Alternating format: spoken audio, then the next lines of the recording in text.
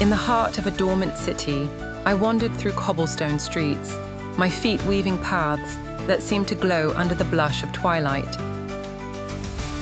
The sky wore a cloak of amethyst, where stars shimmered like whispered secrets.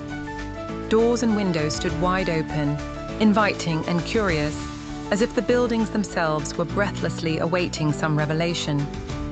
As I drifted past the bustling market square, I saw vendors clad in garments spun from colors that I had never seen in waking life, roiling purples, vivid oranges, and a spectrum of greens that the earth surely never knew.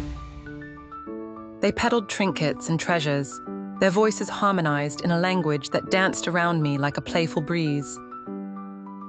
It was then I began to speak, my mouth forming words that felt like music wrapped in laughter, phrases constructed from some ancient magic woven into the fabric of the air. Though my tongue was foreign, every person met my eyes with nods of understanding, smiles that transcended meaning, and gestures that felt like an embrace. In a dreamlike rhythm, I conversed with an old woman who sold fruits that bloomed like miniature suns. She nodded, her eyes twinkling like the night sky, and replied in her own melodic tongue. Strangely, I understood the essence of her soundless words. They spoke of dreams and journeys, of understanding beyond what words could frame. The market square pulsed with life. Children drifted by like living whispers, their laughter merging with the symphony of a language that felt universal, yet intimate. The scent of freshly baked bread mingled with the air, warm and inviting, as if the aroma held stories that nourished the soul. I conversed without boundaries, as though my voice was a bridge into the hearts of those I met. I felt weightless, the world around me a tapestry of connections and the warmth of human kinship.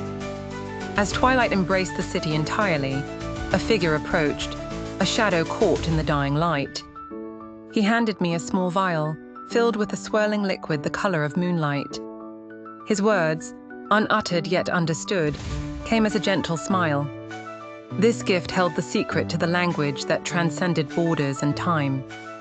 I accepted the vial with gratitude, understanding that it was not the elixir that was magical, but the language itself, a forgotten tongue called empathy, a language that anyone could speak when filled with understanding, when seeing beyond what mere eyes could glimpse.